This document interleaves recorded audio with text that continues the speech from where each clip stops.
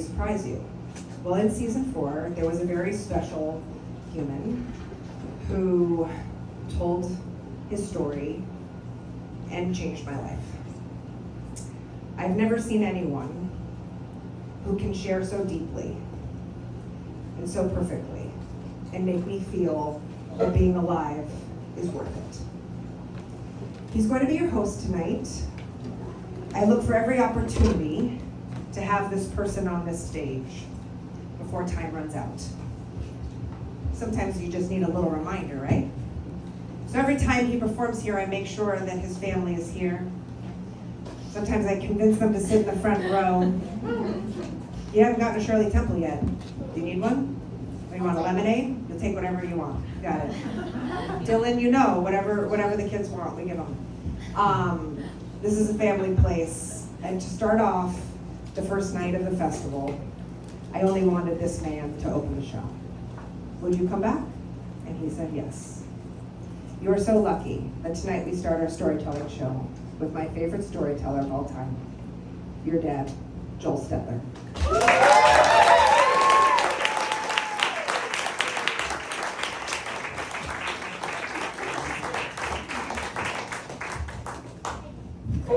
All right. So I want to tell you about Cousin Greg. First thing people notice when they meet Cousin Greg is that he's massive. And they talk to him about it. And that never goes well. Because he's an extreme introvert. In fact, he's such an introvert, he's actually quite extroverted about how introverted he really is. Which I guess makes him like an inverted introvert. An invertrovert, if you will. So, Cousin Greg is so introverted. I'm sorry, I'm out of breath. Yeah, if this keeps happening, we can blame the cancer, right? One day, I'm taking Cousin Greg to Petco for his grooming appointment. Because obviously he's our 120-pound Anatolian shepherd. These dogs were bred to protect sheep from wolves and bears, you guys.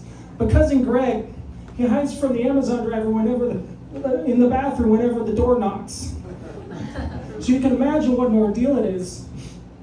Whenever we got to get Greg out of the car, whenever we take him places. So, one day, got the back gate of the Telluride open at Petco. It's hot out, I'm sweating. Cousin Greg's refusing to come out. And this woman approaches us. Now, she's clearly having a rough go of it. She's mumbling to herself, and then to me. And I can sort of make out the words money and food. And these are two things I just don't have with me. So, meanwhile, Cousin Greg's going full submarine mode, sinking deeper and deeper into the depths of the Telluride because he saw a stranger. And I'm stressed because we're going to miss our appointment. So I turn to the woman and I say, look, I'm sorry I can't help you, but my dog's really scared and I got to get him into this store. And she doesn't like that at all. She huffs off all mad, mumbling to herself some more. And then, just as I start to climb into the Telluride to retrieve my mammoth baby, this woman stops, turns around, and points at me, and in perfect King's English, she yells, "Skinny dickhead!" So there I am on a Saturday morning, just sitting in the back of the Telluride, letting that sink in. Because words have weight. This woman didn't know me. She didn't know that I've been carrying a 10-year-old terminal cancer diagnosis. And she didn't know that I'd just been in Texas, which already makes me want to die, where a doctor told me I had just about a year left to live. She didn't know that I'm also a husband and a father and a public school teacher. She didn't know any of that. And she still came to the back of my car and called me skinny. That's right. I've been waiting my whole life for someone to call me skinny, you guys. In middle school basketball, I got put on the skins team in practice. The skins team. Took them all but 6 seconds to call me Chugga. Even in adulthood, I ran marathons, ultra marathons. And my finish line photos, forget it. They look less like triumph and more like surveillance footage of some guy's Bigfoot sighting. So when I got diagnosed with cancer in 2015, part of me thought, and I'm not proud of this, maybe this is how I get my beach body. And it's been about 10 years since I was diagnosed with sarcoma in my leg and my lungs. It's got no viable treatment, no cure. It's extremely rare. Well, it's rare for you, super common for me.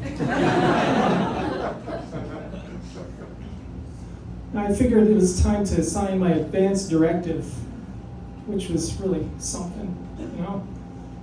And in case you're curious, I said that no, I don't want to be kept alive as a vegetable, unless, of course, my wife and I are in the middle of a good TV series. Like, God could literally come down and be like, hello, Joel. Turns out I'm totally real, and I'd like you to come with me now. And I'd be like, shh, Severance is on.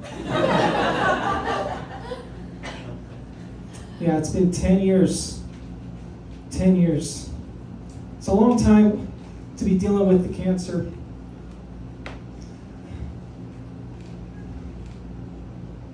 And I've got my family here with me. I've been teaching public school for the last 9 of those years, by the way. Thank you. I'm a proud public educator. Every year I got to tell my class that I've got cancer. And every year, some kid inevitably blurts out something like, Mr. Stetler, are you dying? And I actually love that about kids. Because, you know, they get right to it. They're like, Mr. Stetler's in trouble, let's discuss. I don't want them to understand because, you know, for all of its drawbacks, and cancer is loaded with them, it's been truly eye-opening for me. But I got to remember these kids are just kids, you know? Maybe pump the brakes on the existential rabbit holes a little bit. So every year when someone says that, I got to stop myself from getting real serious and saying something like, aren't we all dying, Tyler? I mean, from the moment we're born, life starts subtracting.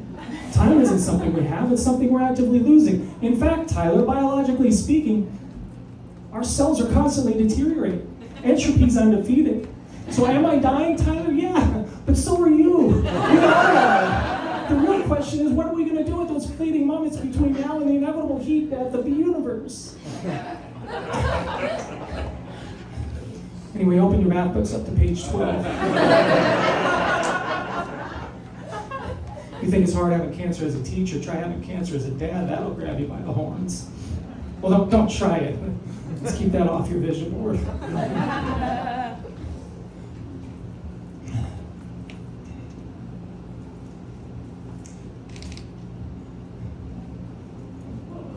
It's just back to school season really got me this year.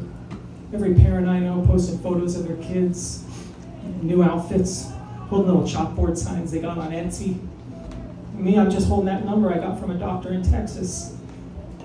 And the fact that the number came from Texas felt less like a prognosis, more like I got a gun pointed at my boots and the doc's going, y'all better get a move on now, go on, get.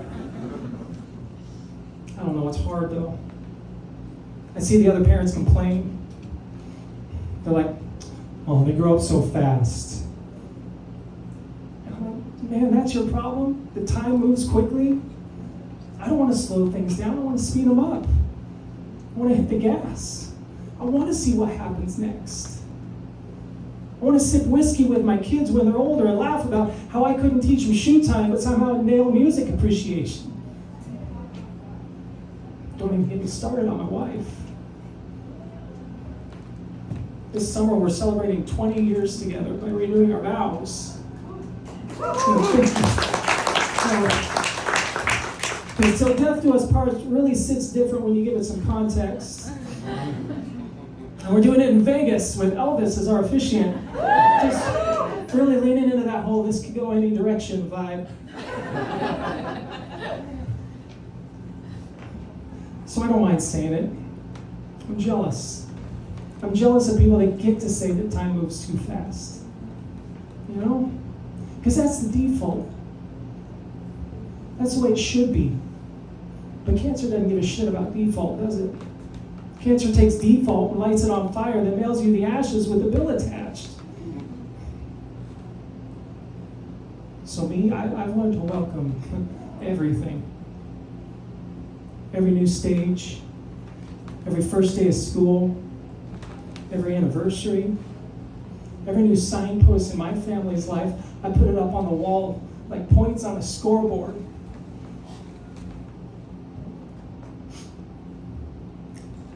They grow up so fast, time moves too fast, good. Because if tomorrow can just go ahead and get here a little faster, I know I really appreciate it. And look, when you're dealing with people, anybody, just remember this could be the sort of thing they're carrying with them.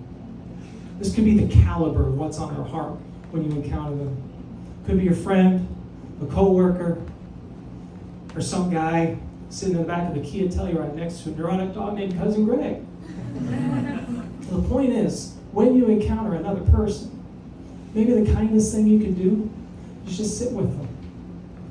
Sit with them in that storyline they maybe didn't ask for. Because in the end, isn't that what we all need sometimes? Oh, and it wouldn't hurt to call him a skinny dickhead, too. Thank you, guys.